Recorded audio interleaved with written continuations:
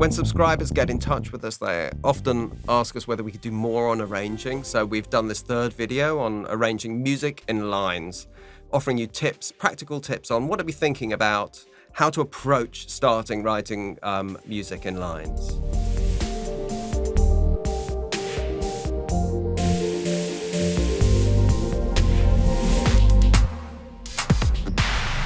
So if you haven't watched our two previous videos on arrangement, I recommend it because you'll hear lots of amazing examples of music in lines.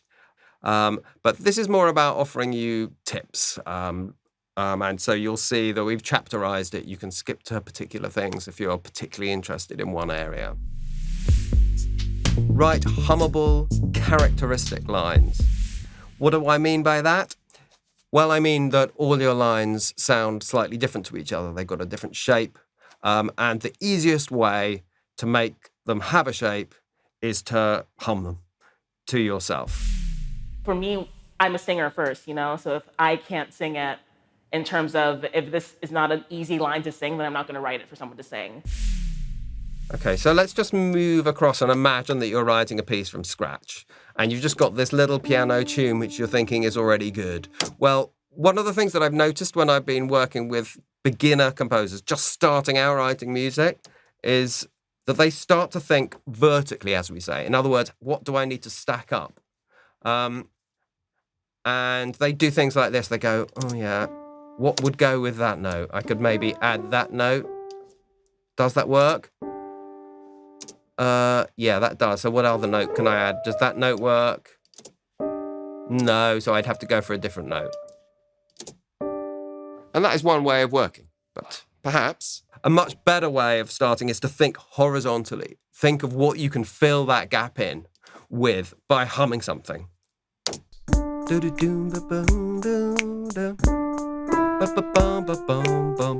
Just by humming something which goes with the line that you've created is probably a better strategy than just moving your mouse around, filling in gaps, as we say, bar by bar. And another classic thing, not necessarily a mistake, but it could be something that limits you, is to just say, oh, I'm just going to put notes on the beginning of every beat, doing this kind of thing, to fill it out and having that as your bass line. And it's not that this is going to sound bad, it's just that it's not perhaps the most exciting bass line in the world. Okay, you could do that, or you could think horizontally and actually hum a tune. Okay, and you start to get something which catches the ear, and your lines start to have that much more extra definition because they're catchy, because they're hummable, because you've hummed them. So if you listen to any of the examples in our Arranging 2 video, where there's dozens of examples from different genres, you'll find they all do this. There are lots of different lines, whether they're bass lines, guitar lines, synth lines, vocal lines, backing vocal lines, brass lines. They all have that hummability, that shape.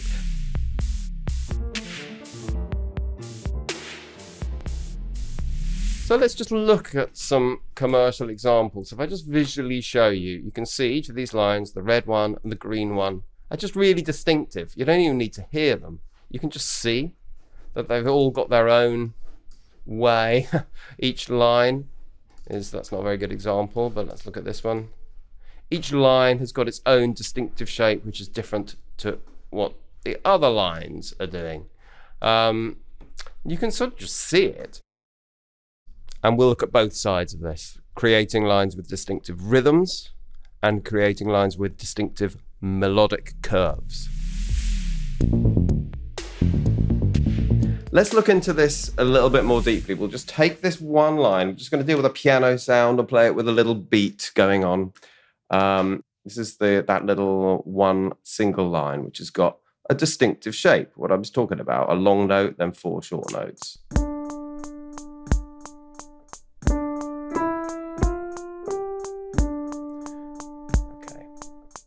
First thing I'm going to talk about is just the rhythmic part of the shape. Let's forget about the actual notes and we'll just do the rhythm. So I'll just pick a note.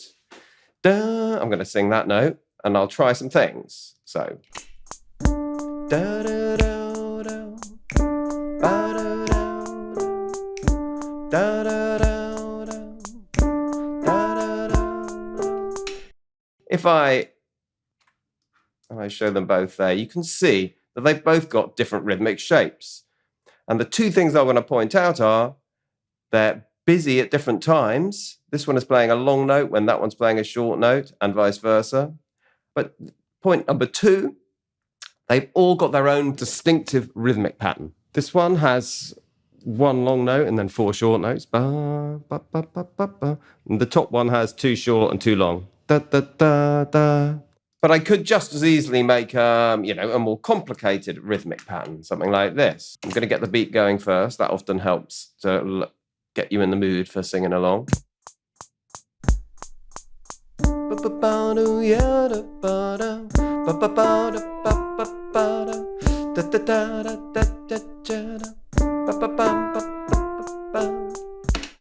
So I'm just making something up, but I'm sort of subconsciously avoiding the rhythm of the bass line. Or another one.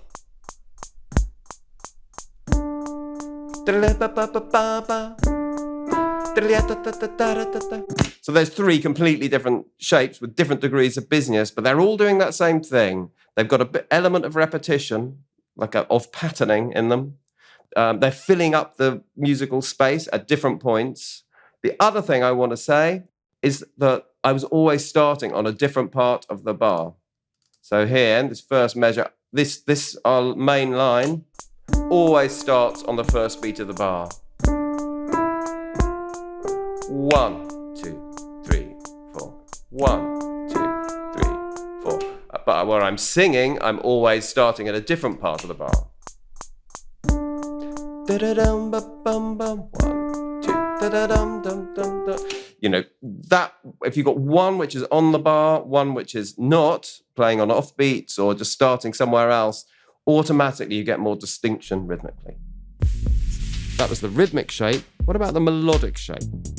So, one characteristic shape would be just doing a bass line that goes boom, boom, boom, boom, boom. The shape is a line. It's all hitting the same note. Another one would be, yeah, the descending shape. Or one which goes up and down.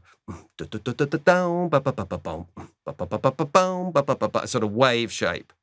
You'll usually find that if you've got 2 or 3 lines going at the same time, they will have different shapes to each other. It's really unusual to get every piece, a line of counterpoint doing the same shape. The more characteristic shape is, the more definition you get between the parts. So let's test that. So we'll take that rhythmic figure and just try different melodic shapes with it.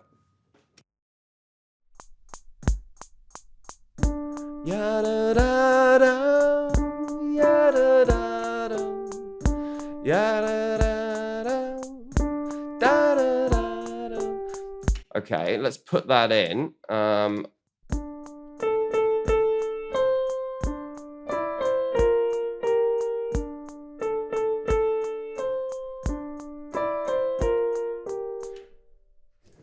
Okay, so we've got 2 different lines. Let's take a look at what they actually look like.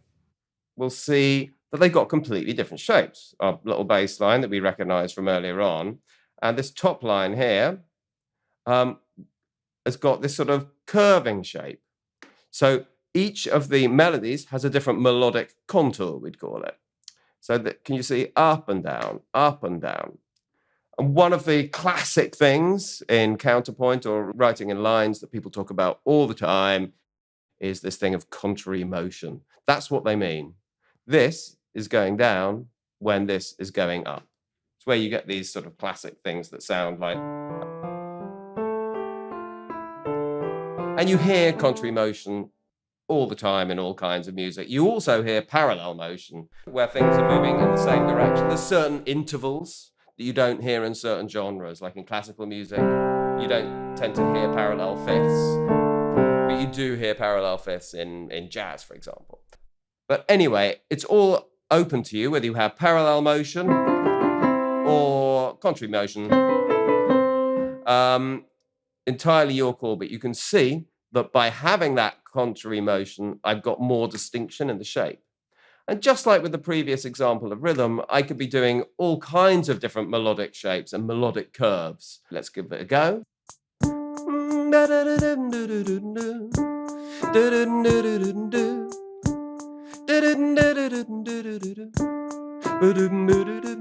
Okay, for example, you see that that was much busier one. Because this was nice and simple, this line, I felt like I could do something complicated. Or a million other things you could do. You know, it doesn't have to be short notes.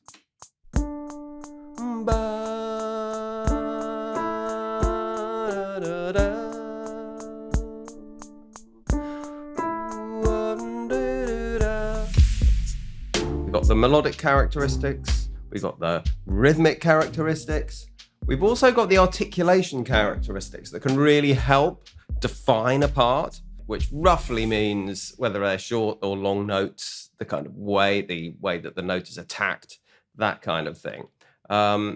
Let's look at this one that we did earlier on.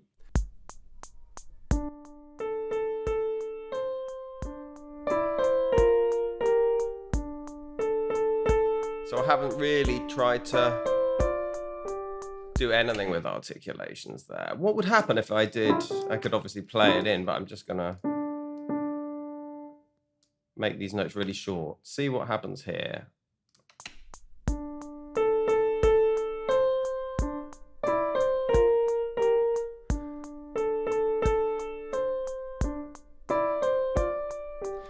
The thing of that being more detached makes this feel smoother, sort of defines the bottom and the top a bit better. I could do the same with these two notes and make these shorter, and then they would sort of be more defined over this long, smooth note at the bottom.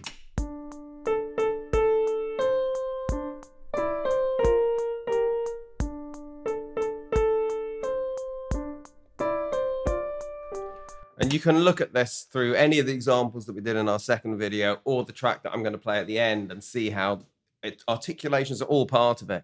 Not something that you need to give massive amounts of agonizing thought over. It's probably something that you'll naturally do. I'm just pointing it out. Let's talk about the sounds that you're using, whether they're electronic or acoustic. You know, how high, how low, how loud, how soft, and the particular sort of flavor that each sound has.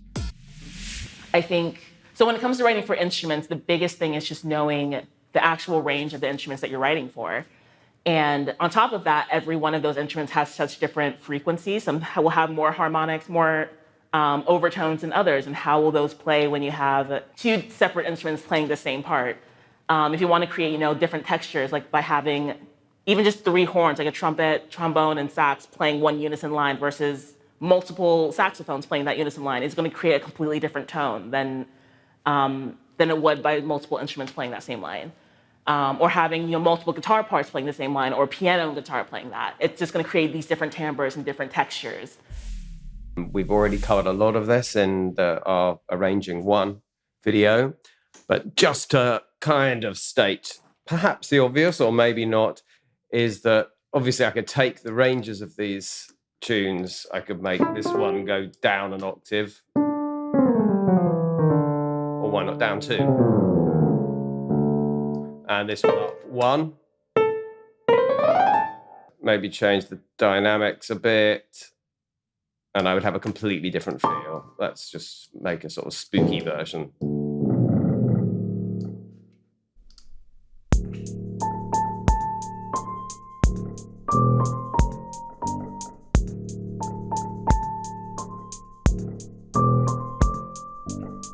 Get the idea just by changing the ranges and the dynamics, and the same with the instruments.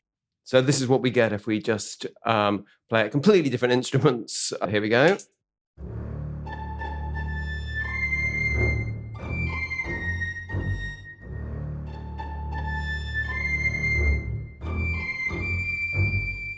So by preserving articulations, melodic shape, rhythmic shape, not changing those at all, but changing the range, the instrumentation, and the volume, we get something completely different.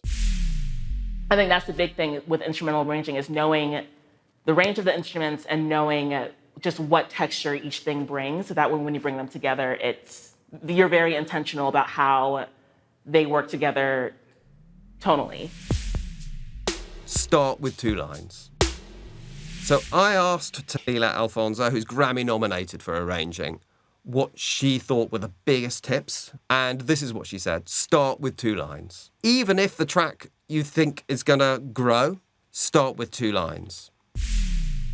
For the most part, what works for me, I'm a very visual person. And so when I'm starting a new arrangement, most of the time, the first thing I do is just get the melody transcribed so I can see the form. I can see how many measures a section is, how many, what key everything is in, if it changes keys. So that is the first step for me. And then after the melody's transcribed, most of the time I just put whole notes in the bass just so I can kind of figure out what chords I want, and then I can fill in the rest of the parts from there. So usually it is, yes, melody that I do first, and then bass in terms of just the chords, not even the bass part, but bass so I can use that as a harmonic foundation, and then I can go in and fill in the rest of the parts. And then eventually I'll change whatever things I need to in the melody, and then change whatever things in the bass to spruce it up a little bit so it's not, whole notes the whole song. There's no one way of writing counterpoint. I agree with Talila. I think this is a great way of just getting some foundations down before you start to add too many layers. But don't be surprised if it's difficult to focus on all the lines. I think it's the same whether you're a listener or a writer. You can begin to, once you've gone through that stage of adding more and more layers to your music, it's kind of common to sort of get lost in it in some ways, and that can actually be a good thing. Try experimenting with writing for just voices, right? A cappella. If you practice writing for just voices, every line that you're singing will, by definition, be hummable because you've just hummed it. So it's a really good way of getting breath into the lines where they have space. You start to hear what a natural length of phrase is. And that can help you in writing lines of all sorts. I mean, you have to breathe if you're playing a brass instrument. If you're writing brass lines, you have to put breath in. So it just gives you that sense of shape. Without all the complications, you just hum it and see if it works. How different is it writing for instruments versus for voices? There's a lot of, in terms of the structural part of things and the technical side of things, of actually writing, making sure counterpoint is still there, making sure chord progressions still work, making sure voice leading still works. All of that is very much still the same. It's also worth thinking about joining a choir. It really forces you to listen, especially if you're not singing the top or the bottom part. It really trains you to have to listen to those inner lines.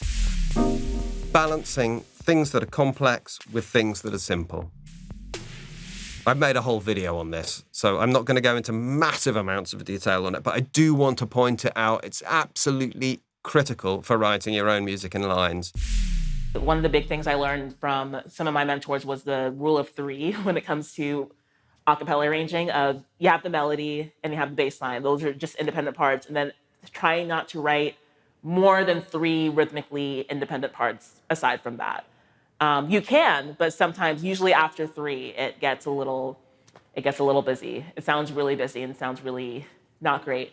And so whether it can be having whole notes, something that's holding things harmonically, and then having 2 separate rhythmic parts, that's usually what solves a lot of that problem and forces me not to push past where things get busy. Can you remember that example I played earlier on?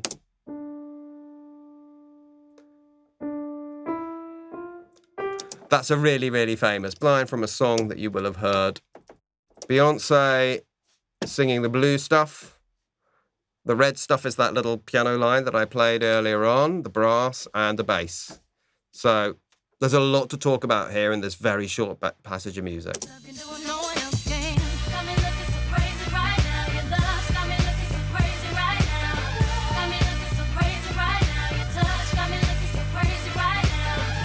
And so on. Balancing complexity and simplicity. That bass line couldn't get much simpler.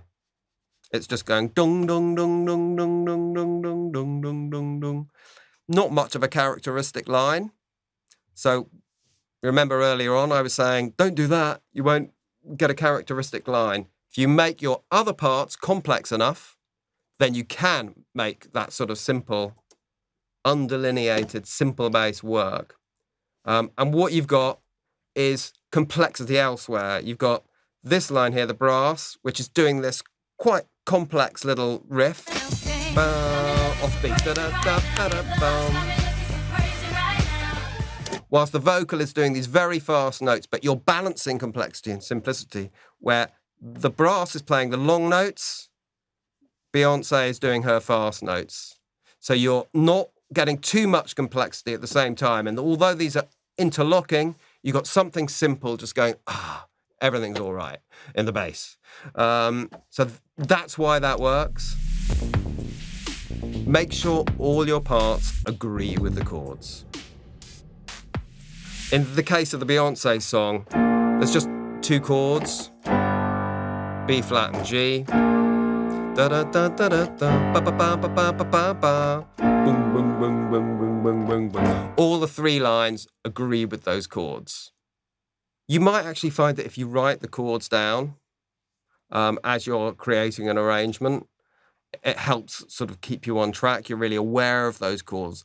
You might also find that as you go on creating the piece, that you kind of forget about the chords. You get lost in that harmony. Don't be surprised if that happens to you. You don't have to be going, oh, I'm playing a G7 at this point.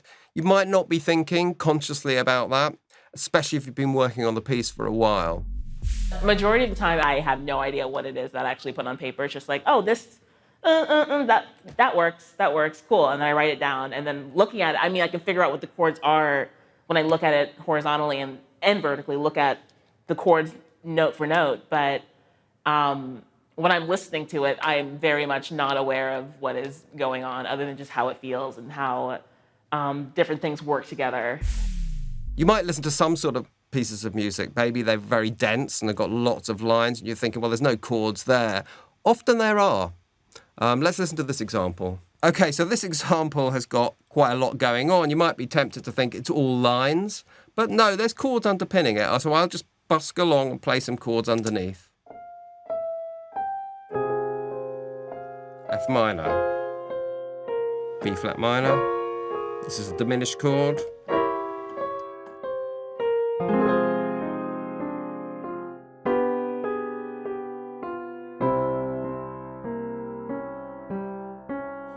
Even under pieces with a lot of lines and a lot going on, there's often chords underpinning it, and it can make the process of writing a little bit easier if you've got them kind of in your mind somewhere when you're fleshing out a complicated arrangement. Please remember, all we're showing you here is tools, not rules. For me, it's a lot of the time it's kind of hard to turn off the music theory part of my brain because I do love theory and I'm really excited by theory and love knowing how, or not even how, but love knowing why things work the way that they work. But I use the theory part more as a tool for when I'm stuck and a tool for something that I know is going to work when I don't know exactly what to put in a section. But at the end of the day, I decide what sounds good by what feels good. When you're actually writing, you internalize these things.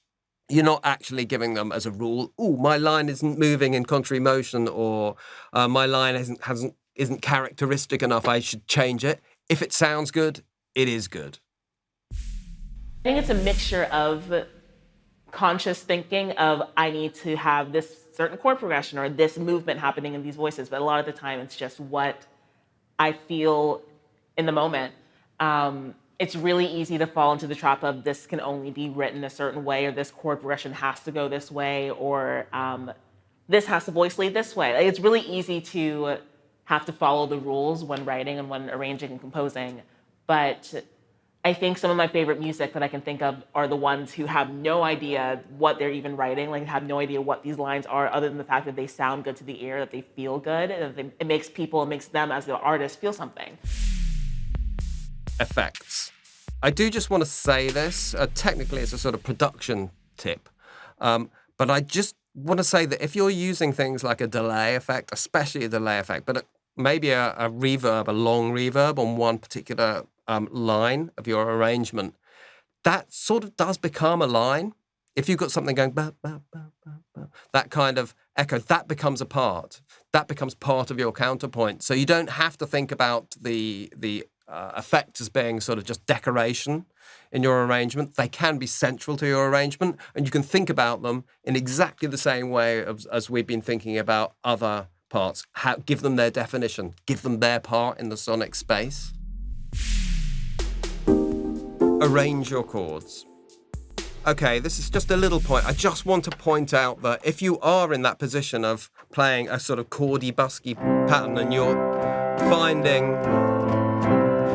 wanting to play block chords, you don't want to do an arrangement in parts, but there is this sort of middle ground where you can give definition to a keyboard or a guitar part by using these techniques, by thinking about characteristic shape. So just doing,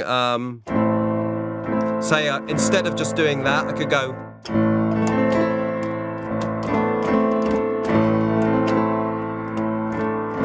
I've just brought a little bit of melody and I brought a little bit of rhythmic definition, which has got more shape than just banging out the chords like that. Or even going.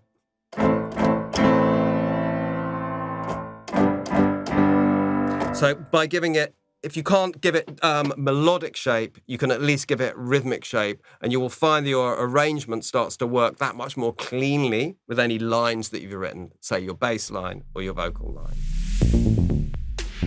You can use these principles with any sound.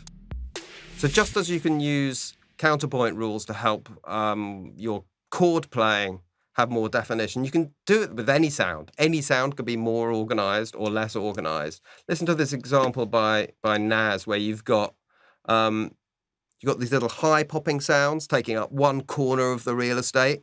You've got a swooping sound taking up a completely different, the sort of middle lowish, and a bass sound. All of them are hitting at different times, are filling different parts of the space in high and low and in time.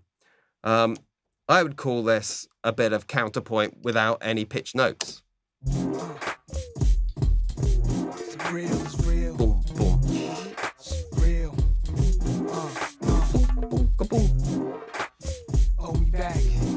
You can hear everything Shorty. because it's well organized, because it's well arranged. And finally, a pitched element comes in there.